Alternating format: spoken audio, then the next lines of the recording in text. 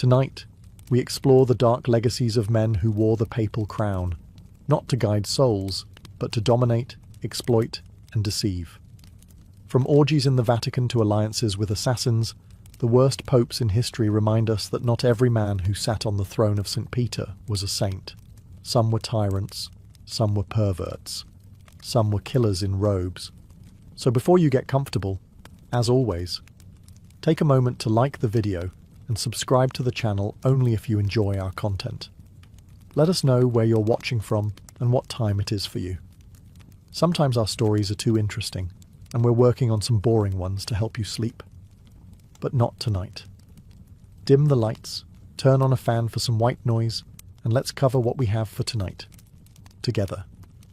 Pope John XII, the teen pope of sin. He was just 18 when he became the most powerful religious figure in the Western world, a boy, crowned pope, with no experience, no spiritual depth, and no intention of leading a holy life. John XII, born Octavianus, inherited the papacy in the year 955, thanks to the influence of his powerful father, Alberic II of Spoleto, who essentially installed his own son as pope while on his deathbed. But what followed was not a legacy of sacred devotion. It was a descent into scandal, violence, and unrestrained vice. John XII didn't see the papacy as a divine calling. He treated it as a toy. Roman historians from the time accused him of turning the Lateran Palace, the papal residence, into a brothel. Prostitutes were welcomed in holy chambers. Sacred relics were pawned off to fund his pleasures. And rather than preaching the Gospels, he was said to toast to pagan gods during drunken feasts and gamble with his bishops. And it wasn't just moral collapse. It was political chaos, too. He angered many of his allies, especially the Holy Roman Emperor Otto I. Their alliance crumbled after John XII secretly negotiated with Otto's enemies. In response, Otto marched on Rome and forced a synod to investigate the Pope. The accusations brought forward by bishops were staggering: simony, murder, incest, and invoking demons. He was deposed, but not for long. John XII returned to power with the help of Roman mobs and immediately took revenge. He mutilated his enemies, executed bishops who dared oppose him, and resumed his debauchery. And then, just as suddenly as he appeared, his reign ended. In 964, the young pope died under mysterious and fittingly scandalous circumstances. One account claims he died after being struck by a jealous husband who caught him in bed with his wife. Another simply says he suffered a stroke while committing adultery. Whatever the truth, Pope John XII's short life was one of recklessness, lust, and betrayal. He didn't just stain the papacy, he defiled it. In the long shadow of church history, few names echo with as much disgrace. Pope Benedict IX, the pope who sold his soul, and the papacy. If John XII was the most depraved teenager to ever become pope, then Benedict IX was the most bizarre, and arguably the most corrupt. He became pope not once, not twice, but 3 separate times. Born Theophylactus of Tusculum, Benedict IX first took the papal throne in the year 1032. He was likely no older than 20, placed there by his powerful and aristocratic family. But this was no boy of virtue. Chroniclers called his reign a disgrace, accusing him of rape, adultery, and even black magic. He was known to host wild orgies inside Vatican grounds, and was so hated that even the Roman people, used to political corruption, demanded his removal. But Benedict wasn't interested in reform. He was interested in pleasure. His first papacy ended when he was driven out by a rebellion, but he returned shortly after, then left again, then returned again. In a move that stunned even the most cynical observers of the time, Benedict IX decided to do something that would forever stain the reputation of the Church. He sold the papacy. Yes, literally, for gold. He approached his godfather, the archpriest John Gratian, and offered him the papal seat for a price. Gratian, later known as Pope Gregory VI, accepted, though reportedly to bring peace to Rome. Still, the act was so scandalous that it set off a domino effect, plunging the Church into a legitimacy crisis. And Benedict wasn't done. After selling the title, he changed his mind and tried to reclaim it, twice. The church now had 3 men claiming to be pope at the same time. The situation grew so chaotic that Emperor Henry III had to step in, calling a council to resolve the mess. The result? All 3 were removed. A clean slate. Benedict IX was excommunicated, not once, not twice, but multiple times over the years, depending on which faction held control. He's remembered not just as one of the worst popes, but as one of the most bizarre, greedy, and shameless. The man who treated the throne of St. Peter like a game of musical chairs, a pope for sale, a soul auctioned. And Rome would never forget it. Pope Alexander VI, the House of Borgia's crowned serpent. If there's one name that dominates every conversation about corruption in the Catholic Church, it's Borgia. Rodrigo Borgia, crowned as Pope Alexander VI in 1492, didn't just bring scandal to the papacy, he defined it. From the moment he assumed power, his reign was steeped in nepotism, bribery, and personal ambition. Alexander didn't rise through spiritual merit. He bought his way into the highest office in Christendom. The conclave that elected him was notorious for backroom deals and lavish bribes. And once he was enthroned, he wasted no time securing positions of wealth and power for his family. His papacy wasn't about shepherding souls. It was about expanding the Borgia dynasty. He openly acknowledged multiple children, including Cesare and Lucrezia, figures whose own reputations are soaked in legend, intrigue, and rumour. Cesare, a cardinal-turned-warrior, acted more like a mafia don than a church leader. Lucrezia was accused, perhaps unfairly, of incest, poisonings, and manipulating powerful men. But Alexander himself was no cleaner. He held lavish orgies inside the Vatican. One of the most infamous was the Banquet of Chestnuts, where 24 prostitutes were invited to entertain guests, while the Pope allegedly watched from his throne. Dancers performed naked. Coins were tossed to see who could catch them with anything but their hands. Meanwhile, Alexander sold cardinalships to the highest bidder, regardless of merit. The church became a market, and faith became a currency. Yet, strangely, he was also a skilled administrator. He strengthened the papal states, reformed certain bureaucracies, and even commissioned art. But none of that could wash away the filth that surrounded him. He died in 1503 under suspicious circumstances, some say poisoned by mistake while plotting to kill a rival. Even in death, the Borgia name lingered like incense clinging to a ruined chapel. He was buried with little ceremony, his body so bloated from decay that it reportedly wouldn't fit into his coffin. To this day, Pope Alexander VI is remembered as the most scandalous pope in history. He didn't just defile the sanctity of the Church, he weaponized it. Under his rule, the Vatican became a throne room of ambition, lust, and whispered deaths. Pope Stephen VI, the cadaver trial. Some papal scandals stain the Church with greed, others with lust, but what Pope Stephen VI did was so macabre, so surreal, it bordered on the theatrical. It's remembered today as the Cadaver Synod, a trial unlike any other in history. The year was 897.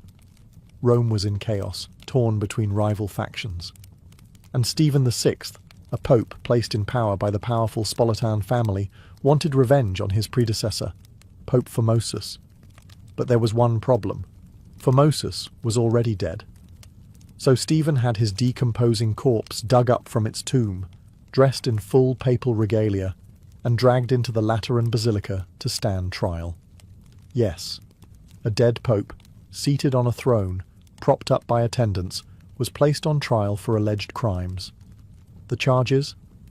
Perjury, violating canon law, and unlawfully ascending to the papacy. A deacon was assigned to speak on behalf of the corpse, answering Stephen's shouted accusations while the audience looked on, horrified. As the trial unfolded, the body slumped and swayed. Eventually, Pope Stephen VI declared Formosus guilty. The sentence The corpse was stripped of its vestments, the papal fingers used for blessings were severed, and the body was thrown into the Tiber River. It was a grotesque spectacle, but also a deeply political move. By condemning Formosus, Stephen invalidated all the bishops and clergy he had ordained, clearing a path for his own supporters to rise. But the horror did not bring peace. The public was outraged. The cadaver synod triggered riots across Rome. Months later, Stephen was imprisoned. His enemies stormed his cell and strangled him to death. In the aftermath, the church tried to bury the episode, both literally and figuratively. Formosus's body was recovered and reburied with honour. Future popes nullified the cadaver synod's rulings and forbade such trials from ever happening again. But the damage was done. Pope Stephen VI's legacy is not one of leadership, doctrine, or devotion. It is the image of a corpse on trial, a moment that turned the Vatican into a theatre of the absurd. Even in death, the papacy was not safe from the wrath of politics. Pope Urban VI, the tyrant in white. While many corrupt popes masked their sins with charm or indulgence, Pope Urban VI made no such effort. His reign, beginning in 1378, was marked not by quiet scandal, but by open hostility, paranoia, and terrifying violence. Urban VI was elected during a time of tension. The cardinals, fearing Roman mobs, chose an Italian, Bartolomeo Prignano, hoping to calm the locals. But they soon regretted their decision. Urban turned out to be volatile, suspicious, and cruel. He rejected advice, berated his cardinals in public, and reportedly beat his staff for minor errors. He didn't just rule with an iron fist. He ruled with clenched teeth and a red face. His paranoia grew rapidly. He believed that his own cardinals were plotting against him, and instead of addressing their concerns, he responded with violence. When several cardinals conspired to oppose him, or perhaps just escape his wrath, he had them imprisoned, then tortured. Reports from the time described their screams echoing through the Vatican walls. Some were brutally beaten, others slowly starved. 5 of them were executed without trial. Urban's instability led many to conclude that his election was invalid.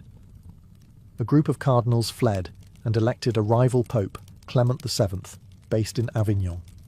The result was one of the most damaging crises in church history, the Western Schism. For nearly 40 years, Europe was divided between 2, and sometimes even 3, competing popes. Different kingdoms backed different pontiffs, and beneath the surface, the unity of Christendom slowly fractured. Urban VI did not reconcile. He excommunicated his rivals and ruled with increasing isolation, surrounding himself with sycophants and brutes. As his mental health declined, so did the integrity of his reign. He alienated allies, destabilized Rome, and left the papacy stained with cruelty.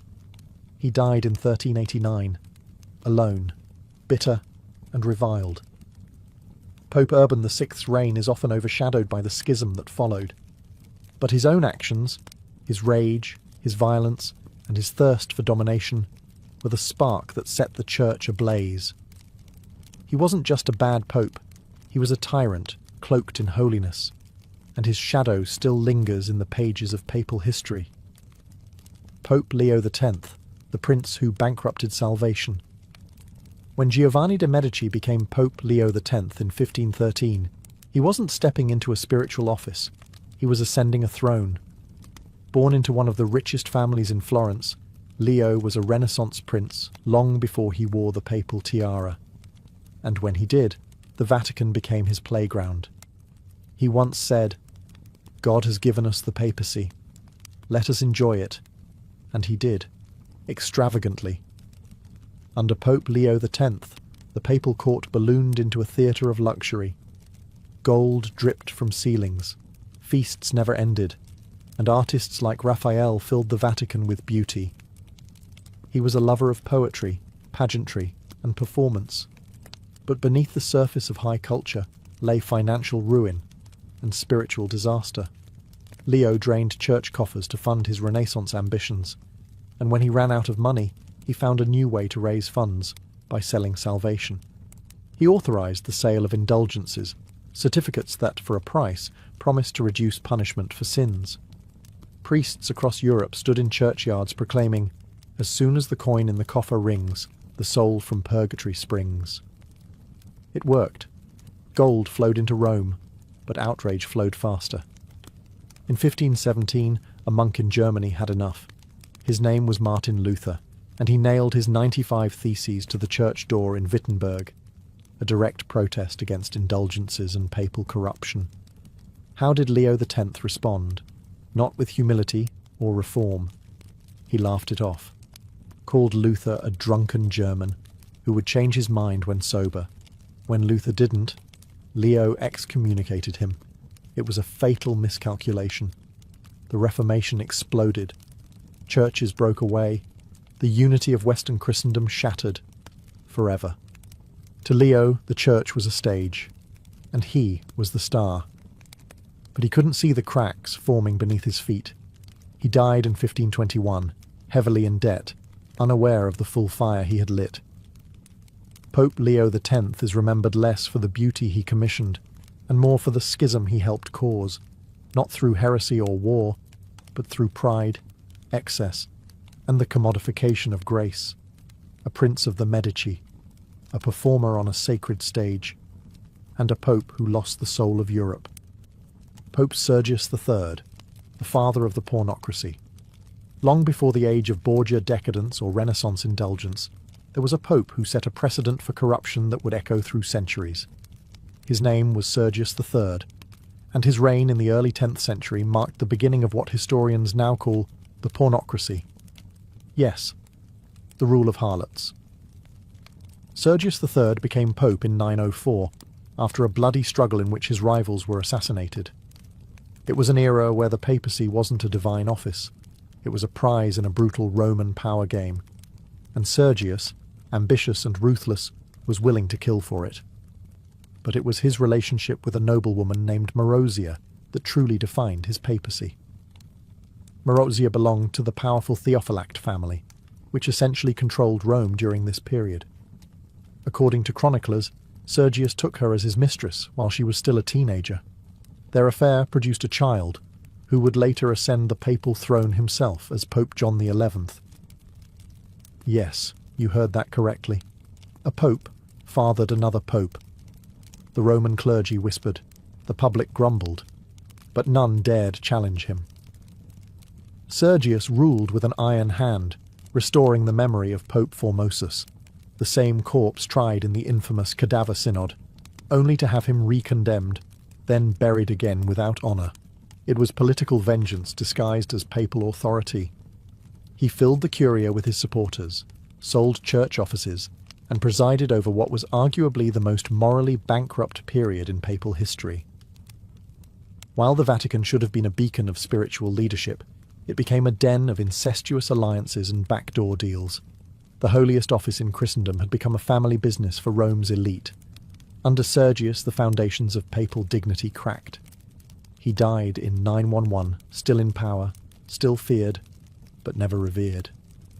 Pope Sergius III isn't as well known as the Borgias or the Medici popes, but his reign marked the beginning of nearly 60 years where the papacy was controlled by one Roman family, through seduction, manipulation, and bloodline. He was the father of the pornocracy, a pope not just corrupted by power, but entwined in a legacy of lust and hereditary sin. Pope Boniface VIII, the pope who declared himself God on earth. When Pope Boniface VIII rose to power in 1294, he inherited a papacy in crisis. His predecessor had resigned, a rare and humble act. Boniface, however, was the opposite of humble. He saw the papal throne not as a burden of service, but as a throne of domination. He famously declared, "I am Caesar, I am emperor." But it was his bull Unam Sanctum that truly captured the scale of his ego. In it, Boniface claimed that submission to the Pope was absolutely necessary for salvation. He placed himself above kings, above emperors, above everyone. He believed that not only did he rule the Church, but all of Christendom. And he meant it. Boniface tried to exert control over European monarchs, especially Philip IV of France. But Philip wasn't just any king. He was shrewd, ruthless, and deeply resentful of papal overreach. When Boniface issued edicts interfering with French taxation of clergy, Philip responded with accusations: heresy, immorality, and even witchcraft. What followed was unprecedented. In 1303, a group of armed men, led by a French ally, stormed the papal residence in Anagni. They slapped the Pope across the face, a literal blow to papal authority. For 3 days, Boniface was held prisoner, humiliated by the very monarch he had tried to dominate. Though he was eventually freed, the damage was done. Boniface VIII died shortly after, either from illness or, as some say, rage and humiliation. But his downfall didn't stop there. Years later, his body was exhumed by enemies who claimed it reeked of sulphur, a symbolic gesture accusing him of damnation. And when Dante Alighieri wrote the Divine Comedy, he placed Boniface in the 8th circle of hell, the place reserved for corrupt churchmen. Pope Boniface VIII is remembered as the man who pushed papal arrogance to its breaking point.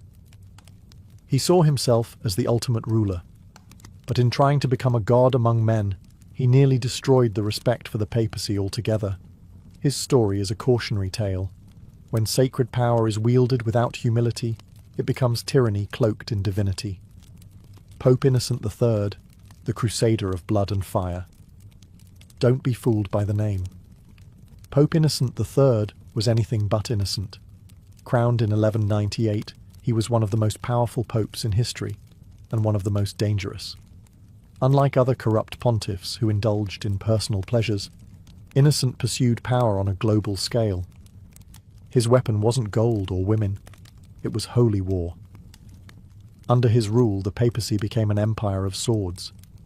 Innocent III launched the Fourth Crusade, a military campaign supposedly meant to retake the Holy Land. But it never even reached Jerusalem. Instead, in a shocking twist, the Crusaders turned on Constantinople, the Christian capital of the Byzantine Empire. In 1204, they sacked the city, looted churches, raped nuns, and stole relics in the name of God. This wasn't just a military disaster, it was a spiritual betrayal. Innocent claimed he was outraged, but by the time his condemnation reached the Crusaders, they had already declared victory and sent him spoils of war. But perhaps even darker was the Albigensian Crusade, a war he declared not in the Middle East, but within Europe itself. In southern France, the Cathars, a Christian sect labelled heretical, were spreading ideas that threatened the Church's authority. Instead of sending theologians, Innocent sent knights. His message? Kill them all. God will sort them out. In 1209, the city of Béziers was attacked. When soldiers asked how to tell heretics from faithful Catholics, the response was chilling. Kill them all. Over 20,000 people were slaughtered, men, women, and children. Under Innocent III, the Church declared war on its own people. Heresy was punished with extermination, and the seeds of the Inquisition were quietly planted during his reign. He died in 1216, satisfied with his campaigns and reforms. And while he did centralize church power and reshape canon law, his legacy is stained with the blood of those he labelled enemies, even if they wore the cross. Pope Innocent III didn't just rule the Church, he weaponized it, and his crusades, launched under banners of purity and salvation, remain among the darkest blots on Christian history. Long ago, where the sands of Iraq now stretch silent and bare, there stood a city unlike any other, Babylon, ancient, proud, and humming with life. It was a city of ziggurats and priests, of kings and scribes, of empires rising beneath stars that watched quietly from above. And at its heart, so the story goes, bloomed a garden that should not have been. The Hanging Gardens of Babylon. A wonder, they called it. A paradise not sprawled across fields but suspended in the air, layered in ascending terraces, each one bursting with colour and life. towering palms, fragrant myrrh, vines that curled and draped like green waterfalls.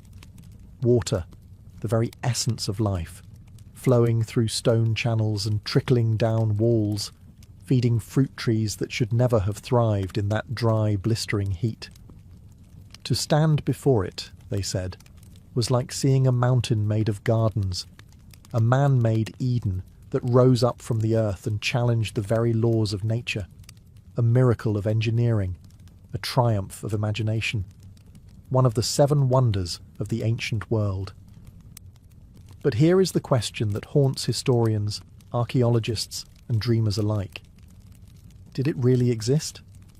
There are no Babylonian tablets that mention it, no inscriptions, no ruins we can point to and say, here it stood. All we have are the accounts of later Greek and Roman writers, like Strabo and Philo of Byzantium, who described the gardens with awe, but from a distance of centuries. Could something so grand, so seemingly impossible, have simply vanished? Or worse, have never been there at all? And yet, the legend endures. Perhaps it's because the story is too beautiful to let go. The idea that in a sun-scorched empire of dust and conquest, a king might build something purely for love, a garden for his homesick queen, who longed for the green hills of her native land. That image has never left us. It lingers in poems, in paintings, in whispered hopes that somewhere beneath the ruins, roots still sleep in silence. The hanging gardens may be lost, or never real, but the mystery? The mystery is very much alive. To understand the gardens, we must first understand the city said to cradle them, Babylon. Situated along the Euphrates River in what is now modern-day Iraq, Babylon wasn't just a city. It was a statement. Massive walls wide enough for chariots to race atop, towering temples, the famed Ishtar Gate, glazed in deep blue and adorned with golden lions and dragons. Babylon was the jewel of Mesopotamia, the pride of the Neo-Babylonian Empire, and at its centre stood King Nebuchadnezzar II, the man most often credited with building the Hanging Gardens. He reigned in the 6th century BCE, a master builder and conqueror, who transformed the city into an architectural marvel. Under his rule, Babylon became a city of unprecedented scale, filled with temples, palaces, and ziggurats that reached skyward like mountains of mud brick and faith. But among the stone and ceremony, one story stands apart. A tale whispered by later Greek historians that Nebuchadnezzar had married a woman from the distant forested land of Media, possibly Queen Amytis, and that she, homesick for the green hills of her childhood, found only flat desert and endless dust in Babylon. So, the king built her a garden. Not just a courtyard or a grove, but a structure so vast and intricate that it seemed to hang in the air, layered like the hills she missed. An offering of greenery in a land of fire, a gift of love wrapped in engineering. This version of the story is deeply romantic, almost too perfect, and yet it persists. Greek historians, such as Strabo and Diodorus Siculus, described the gardens centuries later, writing of terraces stacked like steps to heaven, of irrigation systems lifting water from the river to the highest levels. They wrote with confidence, even though they had never seen the gardens themselves. So, was this a real architectural marvel, or the ancient world's most enduring fairy tale?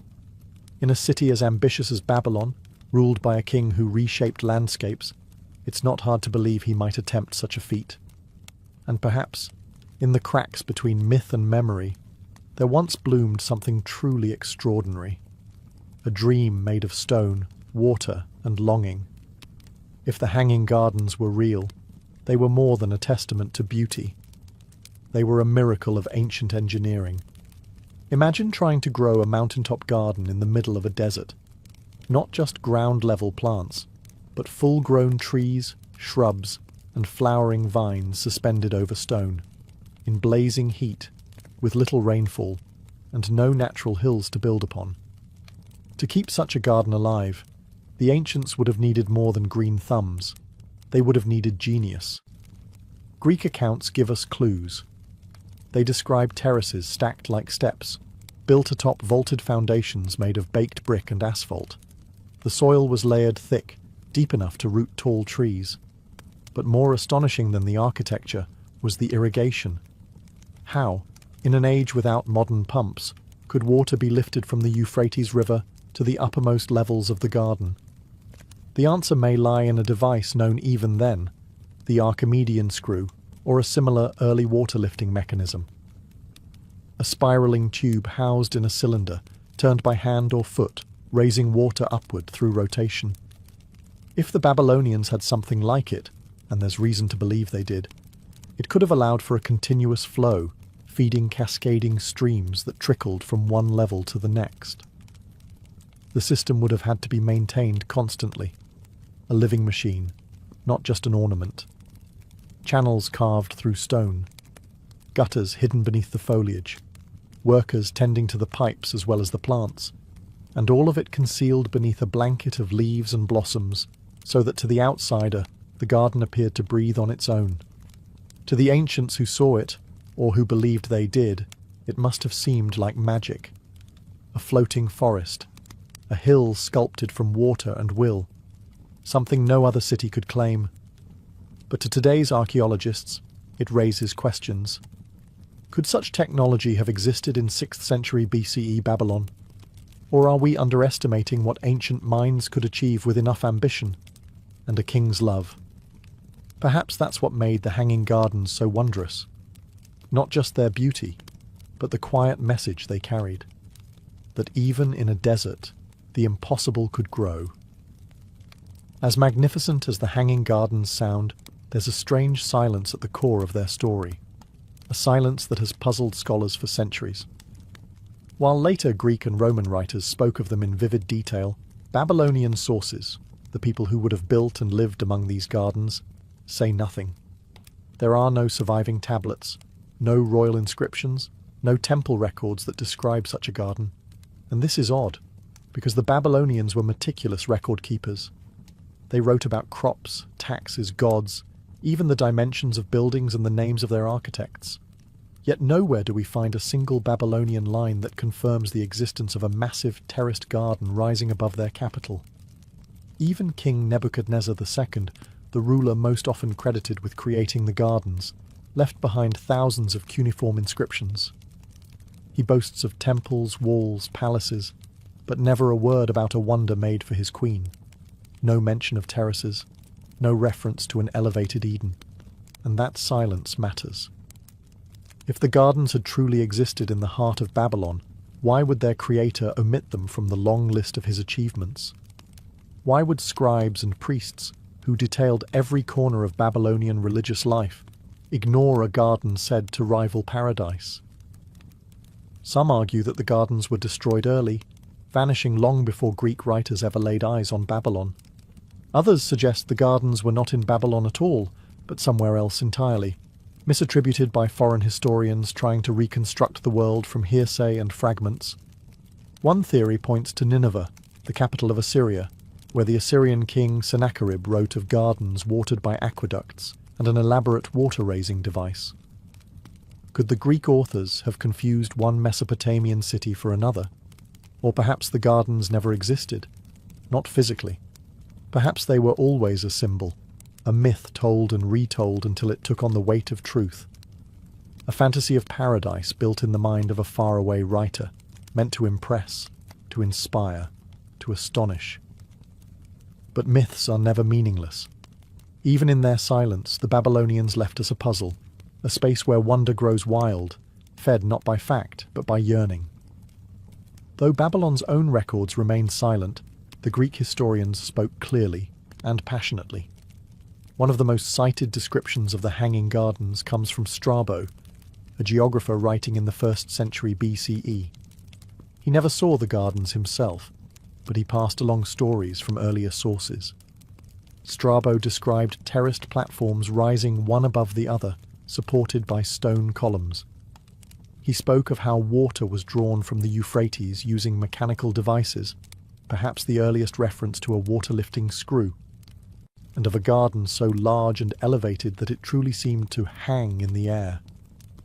Another powerful account came from Diodorus Siculus, writing around the same time.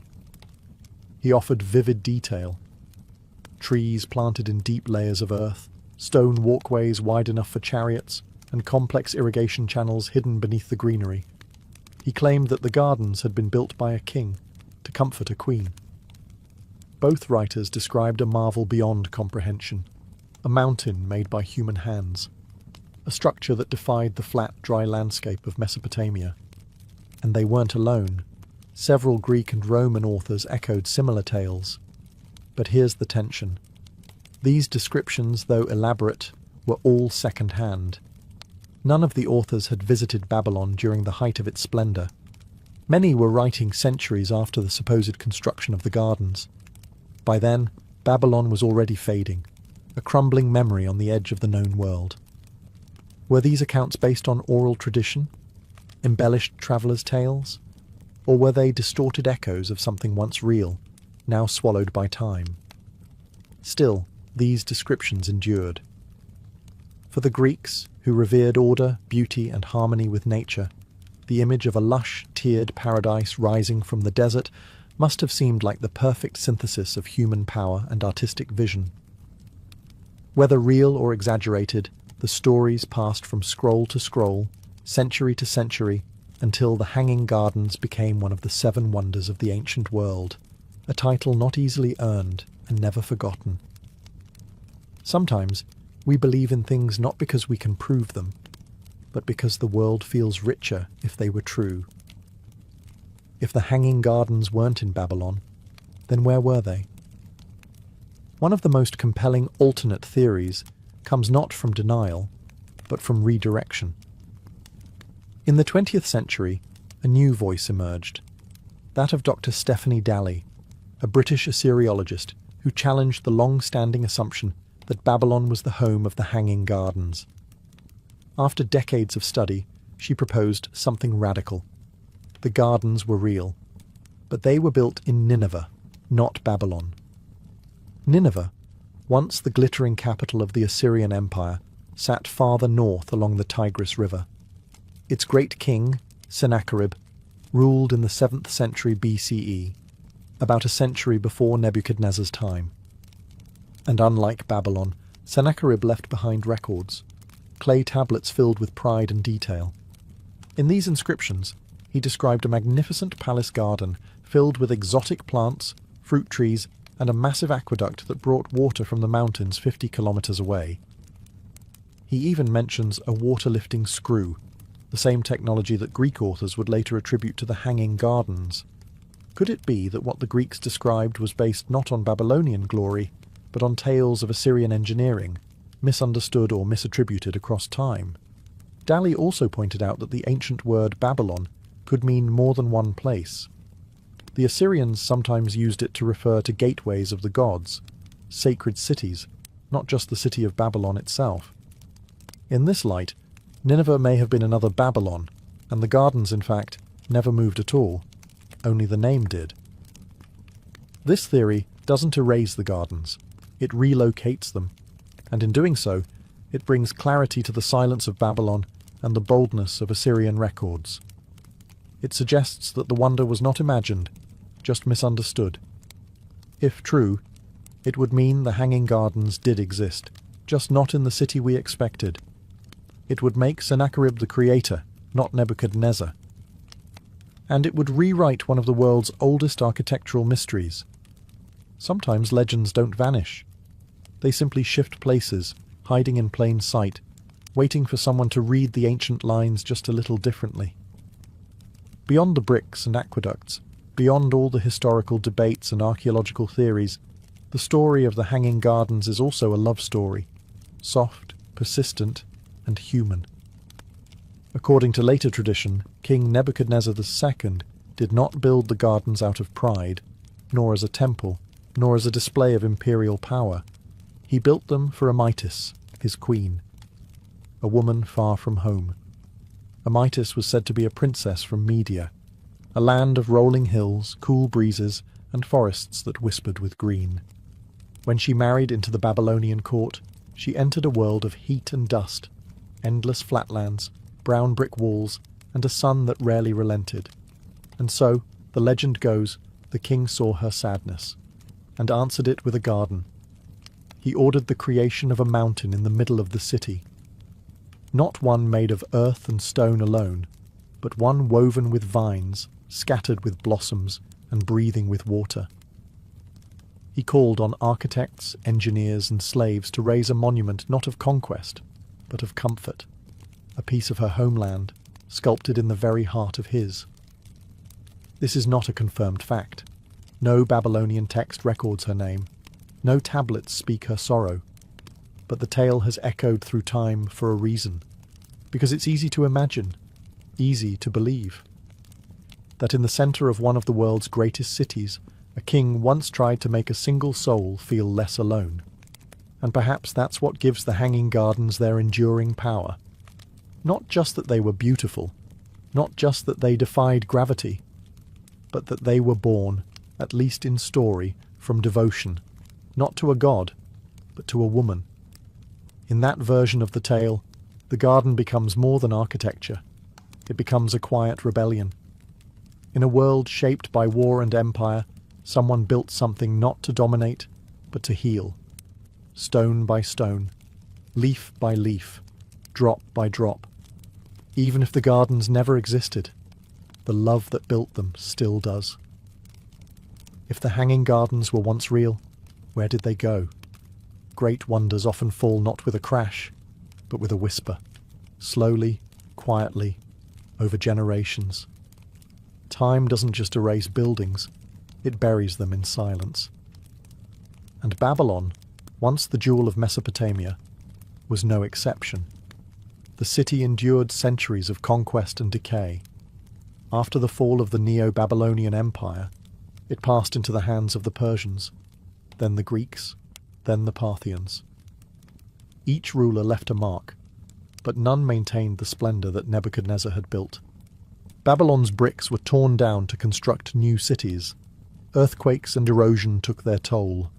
Sand swept in from the desert, burying gardens and gates alike. By the time Alexander the Great arrived in the 4th century BCE, Babylon was a fading echo. He dreamed of restoring it, even making it the capital of his empire. But death claimed him before the dream could take shape. Without a patron, the city was left to rot. No one knows exactly when the gardens vanished. Perhaps they were dismantled. Perhaps they collapsed from neglect. Or perhaps they never stood at all, existing only in the pages of foreign writers who had heard a story too good to question. In the 19th and 20th centuries, archaeologists uncovered the foundations of Babylon's grand ziggurats and palaces. But no trace of the gardens has ever been definitively found. The absence is heavy. It lingers like the space where a great tree once stood, roots gone, but the shape of its shade still remembered. Even if they once towered in reality, the Hanging Gardens have now passed into a different kind of truth, the truth of memory, myth, and longing. We search the ruins not just for brick or pipe, but for proof that such wonder was possible, that humanity, even in its earliest days, dreamed of beauty that reached upward. And maybe that's what makes their disappearance so haunting. Not that they vanished, but that they may have never existed at all. And yet, we still believe. Because the mind, like the desert, is a place where forgotten things can still bloom. The Hanging Gardens of Babylon, real or imagined, occupy a rare space in human history. We have no stones, no carvings, no ruins to stand before, and yet they remain one of the most vivid and beloved wonders of the ancient world. Why? Because some wonders live not in earth and mortar, but in the imagination. The idea of a garden reaching into the sky, blooming above a parched desert, fed by clever machines and crowned with cascading greenery. It speaks to something deeper than history. It taps into our longing to create beauty where it should not exist, to tame nature, to build joy from barren stone. Whether raised by Nebuchadnezzar in Babylon or by Sennacherib in Nineveh, or simply dreamed into being by Greek poets and travellers, the gardens remind us of what ancient people were capable of, and what they hoped for. In a world of conquest, someone dreamed of green. In a land of walls and war, someone imagined waterfalls and flowers. And isn't that enough? Even now, artists paint it. Writers write it. Engineers puzzle over it. Filmmakers render it in vivid digital forms. A place no one alive has seen. And yet, we all feel as if we have. We can picture it. The damp stone beneath bare feet. The scent of jasmine in the wind. The splash of water echoing through terraces. A garden not made to be conquered, but to be remembered. It's the possibility of the hanging gardens that makes them eternal. We dig for ruins and debate ancient texts because we want them to be real. But maybe the truth is, they already are, not in Mesopotamian soil, but in the collective memory of humanity. A shared vision passed from hand to hand, mind to mind, for more than 2,000 years, and in that way they have never disappeared. They hang still, not above Babylon, but above us all, suspended in time, blooming in silence, rooted in wonder, and sometimes, late at night, when the world grows quiet, we remember. Even in the hottest deserts of history, something green once grew. Before coins jingled in pockets and bills changed hands at markets, there was a time when humanity had no money, yet trade still flourished. It was a world of barter, where goods and services were exchanged directly. A farmer with a surplus of grain might trade it for fish from a nearby river. A skilled potter could swap bowls and jugs for woven cloth. It was a system built on mutual need. But bartering had its limits. Imagine this. You're a shepherd with 3 goats and you want salt. You find someone with salt, but they have no need for goats. The deal falls apart. This is known as the coincidence of wants, the challenge of finding someone who both has what you want and wants what you have. In small villages, where everyone knew one another, this was manageable. But as communities grew into cities, and cities into kingdoms, bartering became clumsy, slow, and impractical. The next step was to find something that could stand in for value, something that could be agreed upon by everyone, durable, portable, and ideally scarce. Early societies began to lean on objects that were easy to measure and hard to fake. Sometimes that meant using livestock. A goat might be worth 2 chickens or 10 measures of grain. In other cultures, it meant salt. In fact, the word salary comes from salarium, the Latin term for the salt rations paid to Roman soldiers. Other societies turned to tools and weapons, polished axe heads in the Stone Age, or bronze blades in ancient China, not necessarily to be used, but because they held clear value and could be exchanged. These were not yet money in the form we know today, but they were a bridge between barter and currency. They allowed people to assign abstract value to physical goods, and more importantly, they introduced the idea of value being stored and passed along. Before coins, before numbers stamped on silver discs, there was a far more ancient truth. People have always needed ways to trust each other in trade. And currency, in its earliest form, was simply a promise, carved not in paper or metal, but in human need. As human societies expanded and bartering grew too complex, a quiet transformation began. Communities started to adopt objects of agreed value, not because they were useful, but because everyone agreed they were valuable. This was the birth of proto-currency, the first stepping stones toward money as we know it. One of the earliest and most widespread forms was the cowrie shell. Small, smooth, and pearly white, these shells came from the Indian and Pacific Oceans. They were naturally beautiful, hard to counterfeit, and easy to carry. Cowries began to appear across vast regions, from Africa to China, used in trade, tribute, and even dowries. In some African kingdoms, large bags of cowries were stored in royal treasuries like modern bank vaults. In ancient China, Bronze imitations of cowries were cast and circulated like coins. But cowries weren't alone. In ancient Mesopotamia, people used measured silver, not coins, but weighed lumps, for trade. Merchants carried scales to weigh silver in shekels, and contracts recorded exact amounts. Silver had no standard shape or stamp yet, but it held value, especially in urban economies where accounting was key. Meanwhile, in Mesoamerica, the Aztecs used cacao beans as currency. These weren't just used to make chocolate. They were counted, stored, and protected like money. 10 beans might buy a rabbit.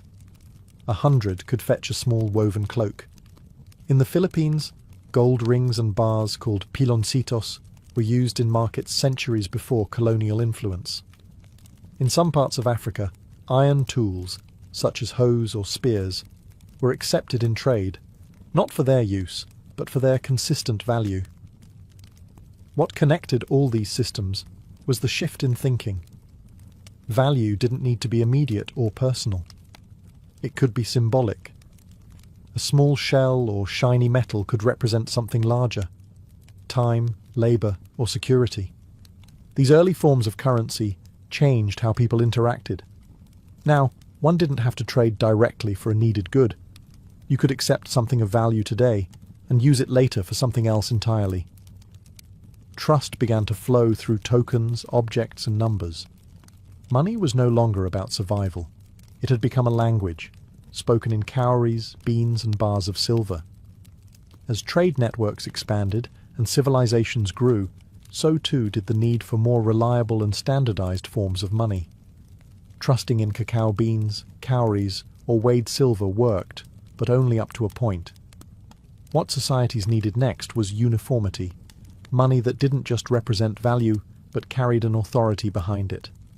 This led to one of the most significant shifts in economic history: the rise of metal as money. Metals like gold, silver, copper, and bronze had already been used in trade for centuries. They were rare, durable, and could be melted and reshaped without losing value. But their use was still inconsistent. A piece of silver in one region might be accepted, but in another it would need to be tested, weighed, and judged all over again. So ancient cultures began shaping metal into consistent forms: bars, rings, and eventually coins. The key wasn't just the shape, it was the guarantee. Some of the earliest known coins came from the ancient kingdom of Lydia, in what is now Western Turkey, around 600 BCE.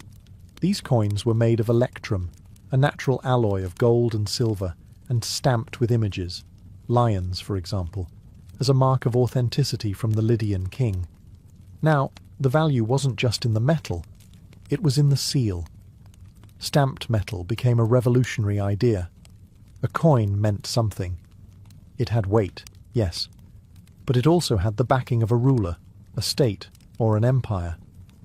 A person could accept a coin not just because it was shiny and heavy, but because they trusted that everyone else would accept it too. Soon, the idea spread. Greek city-states, the Persian Empire, Rome, India, and China all developed their own coinage systems. Each coin was a symbol of control, communication, and commerce. Kings and emperors printed their faces onto currency, not just for recognition, but for power. Every exchange carried their image, their name, their reach. In these stamped metals, money evolved. It became not just a means of trade, but a message that said, "This has value, because we say it does, and because you believe it." The idea of money truly changed the moment it became minted. Not just shaped metal, but officially authorized currency stamped by a ruling power. This wasn't just innovation, it was a declaration. As early as the 7th century BCE, the Lydians in Anatolia began producing coins made of electrum, a naturally occurring blend of gold and silver. These weren't decorative tokens. They were created for trade, each stamped with a lion's head, the royal emblem of King Aliates. These first coins didn't bear numbers.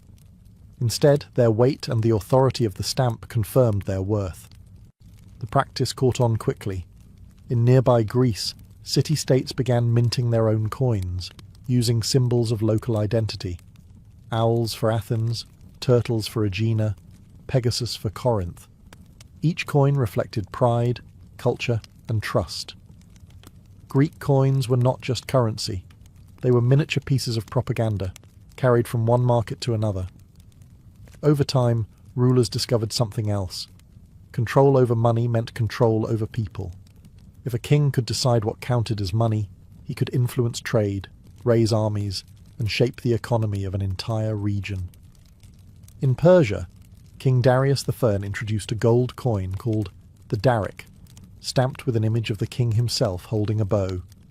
It circulated across a vast empire, connecting lands from Egypt to India with one consistent form of money.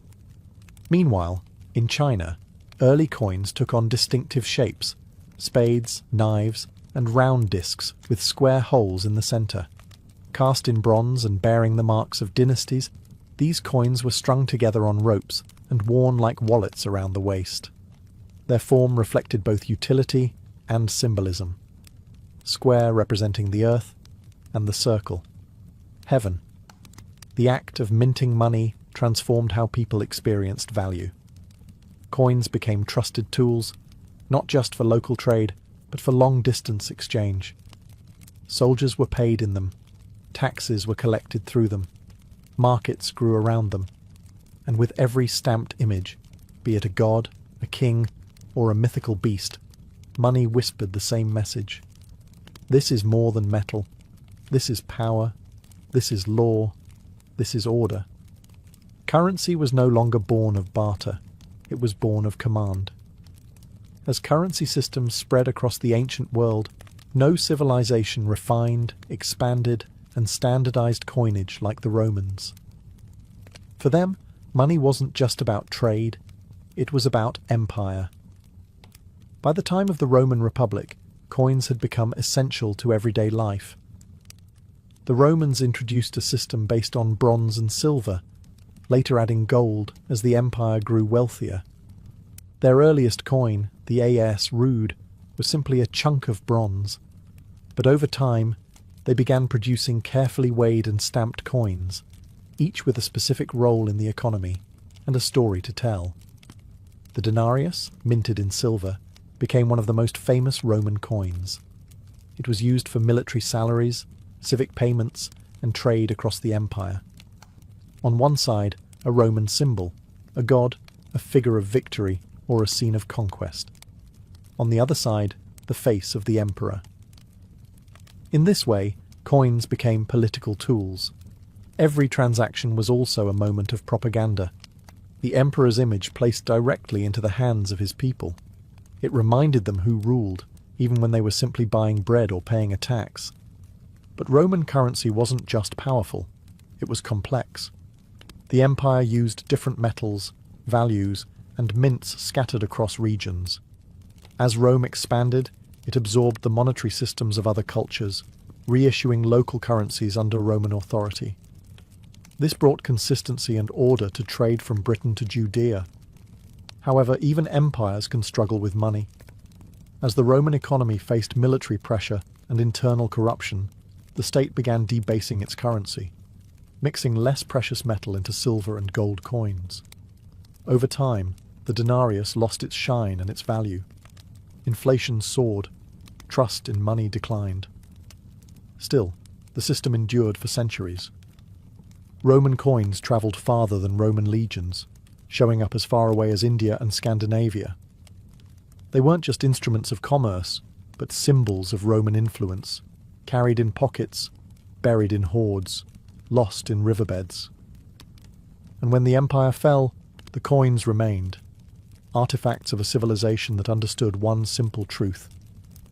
If you can control the coin, you can shape the world it flows through. While Rome was forging its empire through minted silver and bronze, the ancient civilizations of Asia were building their own rich histories of currency, often just as innovative, and in some ways far more enduring. In China, the evolution of money took a unique path. Early forms weren't round. They were shaped like tools: spade money, knife money, and later, bell-shaped coins. These reflected practical symbols of value, agriculture and labor. But as the need for standardized trade grew, the Chinese began producing round coins with square holes in the center. These could be strung together on cords, 1,000 coins tied in a loop, carried on a belt, or hidden in walls for safekeeping. The square hole wasn't just functional. It held cosmic symbolism. Round represented heaven, and the square symbolized earth, uniting the two in every transaction. These coins were typically made of bronze and marked with inscriptions declaring their origin, often tied to the emperor or the dynastic era. But unlike in Rome, where coins constantly changed with each new ruler, Chinese coinage stayed remarkably consistent in shape and style across centuries.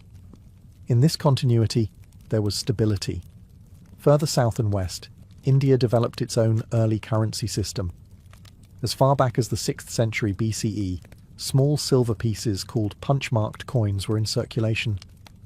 They were irregular in shape, stamped with symbols like suns, elephants, or hills, not faces. These coins spoke of nature, religion, and power in a land where trade connected silk routes to seaports. Meanwhile, the vast network known as the Silk Road stretched across Asia, linking China, Central Asia, Persia, and the Mediterranean. Along it flowed silk, spices, porcelain, and money. Coins of Chinese emperors, Roman Caesars, and Persian kings all passed hand to hand, crossing deserts and mountains, carried by merchants, monks, and caravans.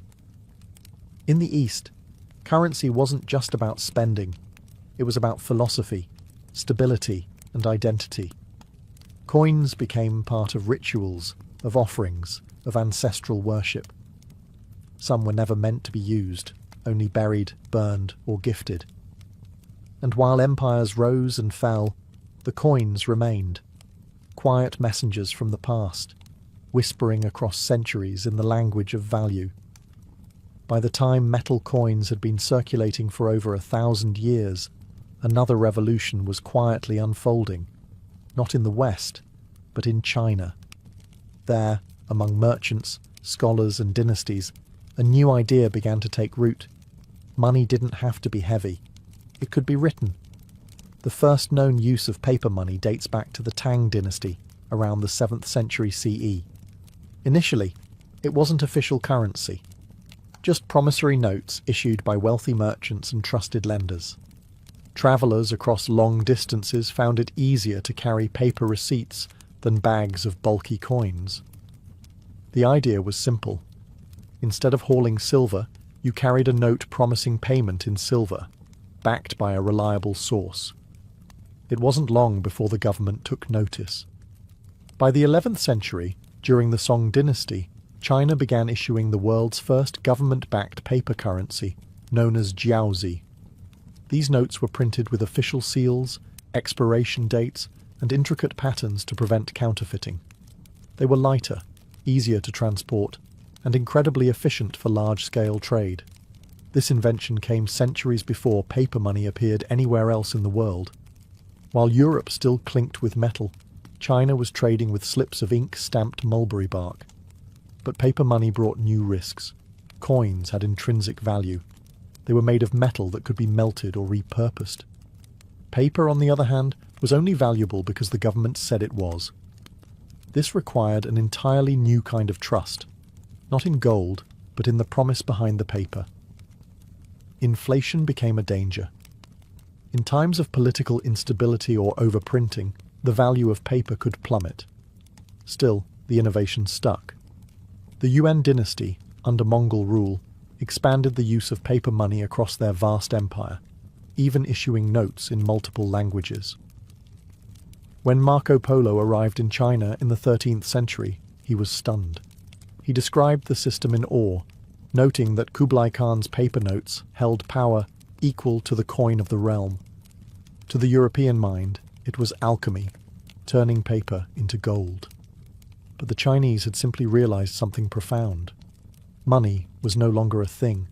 It was a belief, a shared trust, printed, sealed, and carried like a whisper across continents. As trade routes stretched across continents and economies grew more complex, carrying coins, or even paper notes, became risky and inefficient. Merchants needed a way to store value safely and move wealth without hauling heavy sacks of silver.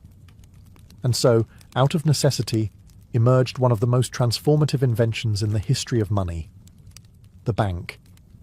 The earliest banking systems appeared in the ancient world, in Mesopotamia, Egypt, and Greece, but it was during the medieval period, particularly in the Islamic world and Renaissance Italy, that banking became institutionalized. In bustling cities like Baghdad, Cairo, and later Venice and Florence, wealthy merchant families began offering credit, loans, and deposit services. A trader in Cairo could deposit gold with a banker, receive a written note of credit, and then redeem it weeks later in Damascus, a system remarkably similar to modern checks. The most powerful of these institutions were not kings or priests, but families like the Medici, who financed voyages, wars, and empires. They didn't just store money, they moved it, multiplied it, and controlled it. At the core of this new system was a radical idea. Money did not need to exist physically at all times. You could have a promise, a ledger entry, and that alone could be traded, borrowed against, or invested. With that came the concept of credit, the trust that someone would repay their debt in the future. Entire networks of trade began operating not on coins, but on confidence. Banks issued letters of credit, notes, and eventually began creating money through lending. This shift transformed economies. Wealth could now move faster than caravans. Fortunes could be made not just by mining gold, but by lending it.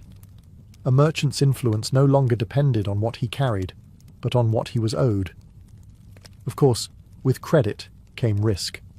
Defaults, fraud, and economic bubbles all grew in this new world of invisible wealth. But there was no turning back. Money had evolved once again, from object to symbol, and now to record. From copper coins to ink on paper, from silver in hand to trust in a ledger, currency was no longer just held. It was believed into being. Today, when you tap your phone to pay for coffee or transfer money across the globe with a click, you're engaging in a transaction that doesn't involve a single physical coin or bill. No metal, no paper, just numbers on a screen. And yet, the trade is real. The goods are exchanged. The system holds. We've entered the era of invisible money. From the shells and silver of ancient times, currency has now become code. Digital banking, online payments, cryptocurrencies, and central bank digital currencies are transforming what it means to own, store, and spend money. And for many, the idea of cash is slowly fading into memory. With a digital bank account, you no longer hold money, you access it. Your balance lives on a server, updated in real time, managed by systems you'll never see. Money now moves at the speed of light, crossing borders, buying stocks, funding startups, with zero physical form. And then there's cryptocurrency, a bold experiment in trust without authority. No king, no central bank, just blockchain, a decentralized ledger, verified by thousands of independent nodes. Bitcoin, Ethereum, and others don't exist in vaults. They exist only as math, and yet they're traded, stored, and even used to buy homes, cars, and art. We've come a long way from goats and grain, and yet the essence of money has never changed. Whether stamped in bronze, printed in ink, or rendered in lines of code, money is still built on the same ancient foundation: trust. The belief that this object, or screen or string of numbers, can be exchanged for something you want. It's a social contract, whispered across time, from barter to blockchain. The future of money may be cashless, contactless, and entirely digital, but its roots stretch backward, into clay tablets, silver scales, and gardens of cowrie shells. And no matter how modern it becomes, money will always be a story, told not just in numbers, but in the ancient human need to trade, to trust, and to believe in value where none exists. In the golden haze of Greek legend, no figure shines brighter or casts a longer shadow than Helen of Troy. She was said to be the daughter of Zeus and Leda, born not of a woman but from an egg. Her beauty, poets claimed, was unmatched, so powerful, so divine, that men went to war over her. Entire kingdoms bled for her name. Helen was queen of Sparta, married to King Menelaus, when Paris, a young Trojan prince, arrived. Some say he stole her, others say she followed willingly. Either way, when the sails of his ship disappeared over the horizon, the ancient world tilted into chaos. Menelaus, humiliated and furious, called upon the oath all of Helen's former suitors had sworn, the vow to protect her marriage, no matter who won her hand. And so, under the banner of honour and vengeance, Greece united. Kings gathered their ships, among them Agamemnon, the ambitious high king of Mycenae, Odysseus, the clever strategist of Ithaca, and Achilles, the half-divine warrior whose name would become legend. They sailed for Troy, a city said to be wealthy, fortified, and proud. 10 years they fought beneath its towering walls. Battles raged, heroes died, and gods took sides. Zeus and Hera, Apollo and Athena, all turned the war into a divine spectacle. The death of Patroclus, the rage of Achilles, the slaying of Hector, and finally, the trick of the wooden horse. That is the myth, a sweeping epic of passion, pride, and betrayal. But what of reality?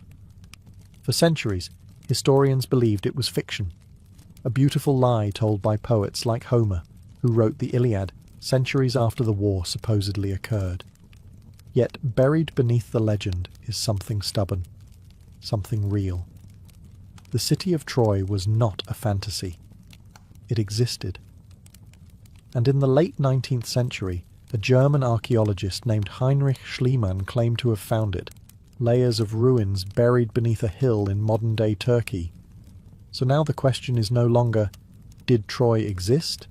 It's, did a war happen there? And was there ever really a Helen, a Paris, an Achilles? To find the truth, we must peel back the poetry and dig into the dust of the Bronze Age. Centuries after the supposed fall of Troy, a blind poet named Homer shaped the war into legend. His epic, the Iliad, composed around the 8th century BCE, became the cornerstone of Greek identity, a story of gods, rage, and doomed heroes. But Homer wasn't writing history. He was preserving memory, shaped, stretched, and sung by generations of storytellers before him.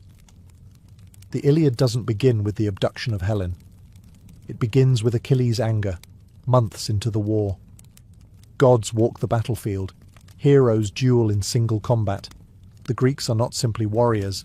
They are almost mythic beings, larger than life, yet achingly human in their pride, grief, and glory. Homer never claims to have seen these events. He lived nearly 500 years after the war would have taken place. Yet his knowledge of Bronze Age weapons, armour, and customs is striking, far too accurate to be coincidence.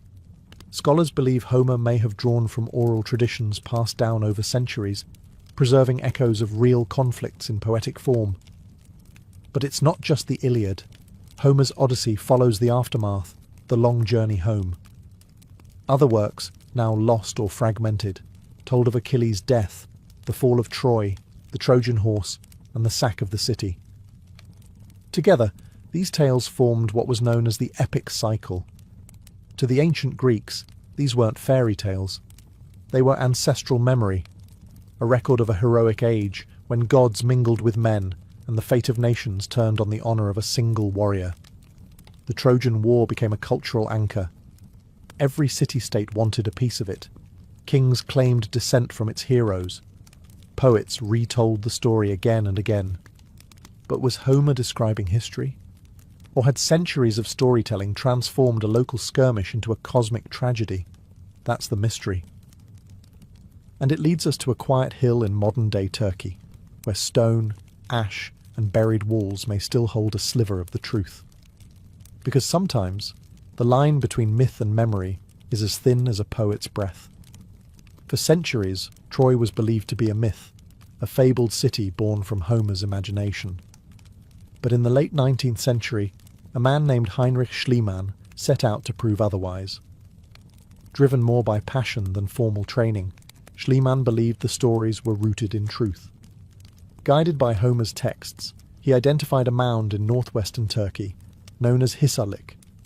To the casual eye, it was just a hill. But beneath its surface, layer by layer, lay the buried remains of ancient cities. Not just one Troy, but several. Schliemann began to excavate with urgency, and at times recklessness. He dug deep past Roman and Hellenistic ruins until he reached what he believed was the true Troy. There, he claimed to discover Priam's treasure, a collection of gold jewellery and artifacts, which he dramatically declared belonged to the king of Troy himself. He even adorned his wife in them for a photograph, a romantic but highly controversial move. Modern archaeologists later found that Schliemann had dug too deep. The layer he identified dated back to around 2500 BCE, far too early to be the Troy of Homer. But above it, in layer 6 and 7, were cities from the late Bronze Age, around 1300 to 1200 BCE, precisely the era when the Trojan War was said to have occurred. These layers revealed fortified walls, large towers, and signs of destruction by fire. In layer 7, archaeologists found evidence of arrowheads, slingshots, and collapsed buildings, signs of siege or warfare. Could this have been the city that faced the wrath of Mycenaean Greece? Not all scholars agree. Some suggest the destruction was due to an earthquake or a civil conflict rather than an invading army. Others argue the war, if real, was a smaller conflict later expanded into legend. Still, the city at Hisarlik is now widely accepted as the historical Troy, a powerful settlement that controlled trade routes between the Aegean and the East. A city worth fighting for. So perhaps the war was real. Perhaps not as Homer told it, but real enough to inspire 3,000 years of story. And that in itself is a kind of truth. While Troy may have been real, no war could exist without an opposing force. In Homer's story, that force was the mighty coalition of Greek kings. But in historical terms, they would have come from the Mycenaean civilization. The Mycenaeans were the dominant power of mainland Greece during the late Bronze Age, from roughly 1600 to 1100 BCE. They left behind massive palaces, written records, and rich tombs filled with weapons, gold, and art. The most famous of these palaces sat atop a hill in Mycenae, the supposed seat of King Agamemnon, the man who led the Greek forces to Troy. Unlike Homer's tales of honour and fate, Mycenaean society was pragmatic and militaristic. Their palaces were built like fortresses. Their warriors were buried with armour and swords. Their art depicted war chariots, sieges, and soldiers in formation. These were not the loose confederations of later classical Greece. They were centralized kingdoms, run by powerful rulers and an administrative elite. And they weren't isolated. Mycenaean pottery has been found across the eastern Mediterranean, in Egypt, the Levant, and yes, even near Troy. They were traders and seafarers, but also raiders and conquerors. They likely competed for influence and control of coastal cities and key trade routes, especially in western Anatolia, where Troy stood. In Linear B, their early script, we even see signs of a military culture that demanded tribute, recorded taxes, and listed detailed inventories of arms and armour. Though the script offers no mention of a Trojan War, it reveals a world where such a conflict wouldn't have been unusual. So what if the war wasn't over Helen at all? What if it was about control, of trade, of sea lanes, of influence in the east? A real Mycenaean expedition against a rich rival city like Troy wouldn't need gods and romance to justify it. All it would take was power, ambition, and timing. Perhaps the Greeks did sail across the Aegean. Perhaps they laid siege to a city with high walls. And perhaps that story was passed from mouth to mouth, growing with each retelling until it sang of heroes. To understand the Trojan War, we must step into the minds of the people who told it and believed it. The Greeks of the archaic and classical periods didn't separate myth from history the way we do today. To them, the stories of Achilles, Hector, Odysseus, and Helen weren't just entertainment. They were echoes of a heroic past, a golden age when gods walked among men and fate was etched into stone by divine hands. In the Iliad, the gods don't merely observe the war, they participate. Aphrodite protects Paris. Athena guides Achilles. Zeus balances the scales of fate. This divine intervention wasn't a literary device, it was a worldview. The gods were seen as real forces, emotional, unpredictable, and deeply entwined with human affairs. Yet beneath the gods and prophecies are human stories of rage, pride, vengeance, and grief. Achilles isn't just a warrior. He's a young man wrestling with loss and the cost of glory. Hector isn't merely Troy's champion. He's a father and husband who knows he's fighting a war he cannot win. These characters feel alive, precisely because their struggles are timeless. So, where do these figures fall on the spectrum between history and myth? There's no archaeological evidence for Achilles or Helen, no records of a king named Priam or a prince named Paris. But some names, like Alexandros, another name for Paris, do appear in ancient Anatolian texts.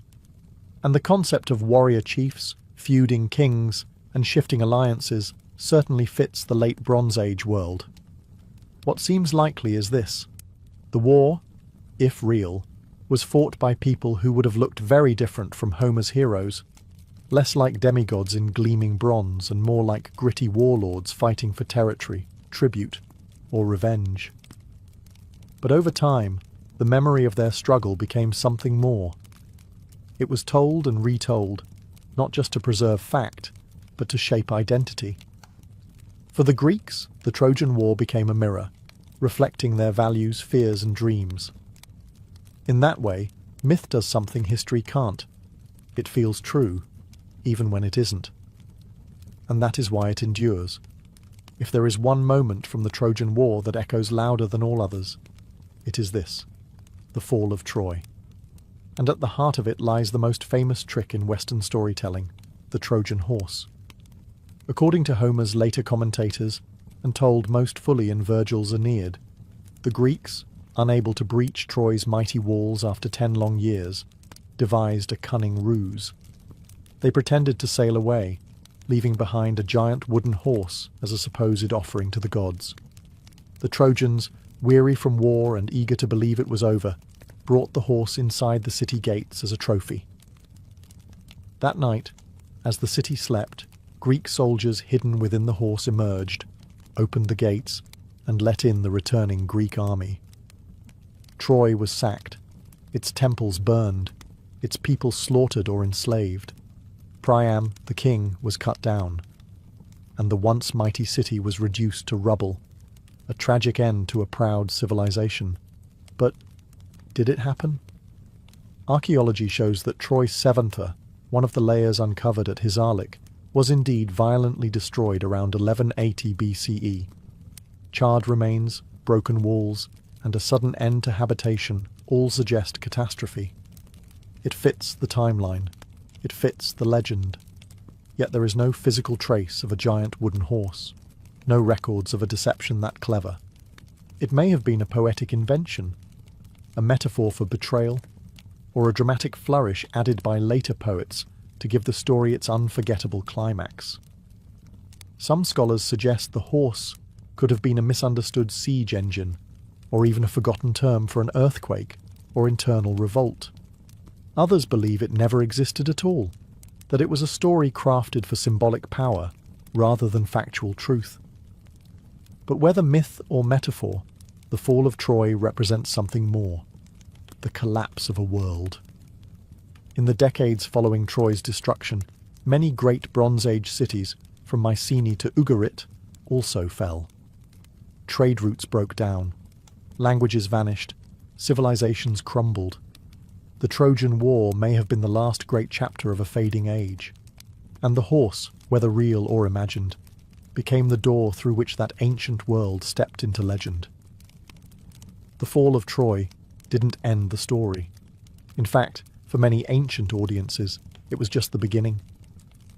The aftermath of the war echoed through the ancient world like a long, sorrowful chord. Homer's Odyssey follows Odysseus, who wandered for 10 years after the war, facing monsters, witches, and the wrath of Poseidon. His journey became a tale of endurance, longing, and the cost of victory. Other heroes met darker fates.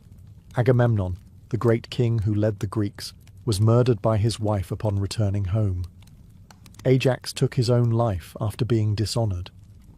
Menelaus returned to Sparta with Helen, but their reunion, according to some accounts, was cold and distant. And then there was Aeneas, a Trojan prince who, according to Roman mythology, escaped the burning city with his father and young son.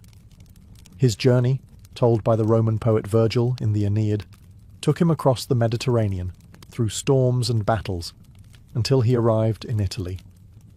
There, he was said to be the forefather of Rome itself. This wasn't just a story, it was political mythology. By claiming descent from the Trojans, the Romans tied their empire to the age of heroes, suggesting their civilization rose not from barbarians, but from survivors of a sacred past. In this way, the Trojan War became more than a Greek legend. It became pan-Mediterranean memory. Every culture wanted a connection to Troy, whether as victors, victims, or inheritors. Cities claimed Trojan founders. Kings boasted of Trojan blood. But what does this tell us about the reality of the war? Perhaps that it mattered far more than just the fighting. Troy, real or not, became a symbol of endurance, of loss, of the rise and fall of nations. And in that symbol, civilizations found meaning, roots, and legitimacy. For the ancient world, Troy wasn't just a city, it was a turning point, a mythic fracture between what was and what would be. And from its ashes rose stories of survival, sorrow, and new beginnings. As centuries passed, the story of the Trojan War was no longer just a tale told by bards. It became a tool. Myth turned into memory, and memory into power. In classical Greece, cities like Athens and Sparta used the Trojan War to define themselves. Athenian playwrights reimagined Helen and Menelaus, not as mere victims or lovers, but as symbols of Greek pride, honour, and sometimes failure. Euripides questioned the morality of the war. Was it really fought for love, or was it a mask for greed and ego? The war became a lens through which Greeks examined their own politics. The struggles of heroes mirrored the debates of democracy. The fall of Troy warned of hubris, of the destruction that comes from excessive pride and vengeance. Later, during the Roman Empire, the myth was reshaped again. Rome claimed descent not from the Greeks, but from the Trojan survivors, casting themselves not as the descendants of conquerors, but as the noble victims who rose from tragedy. Julius Caesar claimed to trace his lineage to Aeneas, and by extension to Venus herself. This was not history. It was myth used for legitimacy, a narrative weapon as sharp as any sword. Even in the modern world, the Trojan War has never truly died. Artists, writers, and filmmakers have retold it again and again, each time reshaping it to reflect new values. Achilles becomes a tragic anti-hero. Helen is seen not as a passive beauty, but a woman caught in forces beyond her control. Paris, once romantic, becomes cowardly. Odysseus, clever and cold. The story evolves. It bends to fit the moment. But every retelling keeps one thing constant. Troy, that burning city by the sea, that dreamscape of love and loss, of pride and ruin. And so, myth becomes more than a tale. It becomes a mirror, reflecting back not what happened, but what each generation needs to believe. Whether fact, fiction, or something in between, the Trojan War remains not because it's proven, but because it's felt. A tale told in every age, to remind us what it means to fight, to fall, and to be remembered. In the end, when we ask whether the Trojan War really happened, we're not just seeking facts. We're chasing something more ancient, more human, meaning.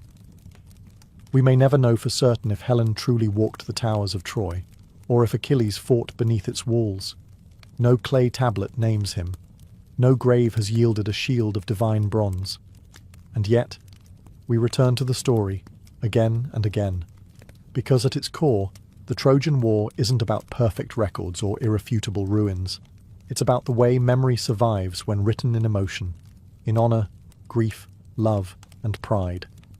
The details may be blurred, exaggerated, or wholly invented. But something happened. There was a city. There was a war. And from it, a story so powerful, it shaped the identity of civilizations. Historians now believe the war, if it occurred, was likely not a single epic siege, but a series of conflicts over time, fought for access to trade routes, resources, or dominance in the region. Troy may have fallen not from a wooden horse, but from fire and time. Yet the myth refuses to vanish. That's because the truth of Troy lives in two places. One is archaeological, buried in earth, in pottery shards, and broken ramparts. The other is emotional, carried in verses, in songs, in dreams. The poet Homer, whoever he truly was, understood this better than anyone. His words gave us a version of the war that transcends time. His Troy was not just a city, it was a stage for all human drama. Love and loss, glory and ruin, the things that make us ache and remember. So, did the Trojan War really happen? Yes and no. Not in the way we imagine, but not wholly imagined either. It is part truth, part memory, part mirror. And in the space where those overlap, legends are born. Troy may have burned. Its walls may have crumbled, but its story endures. Not because it is perfect, but because it still speaks to the fire we carry inside.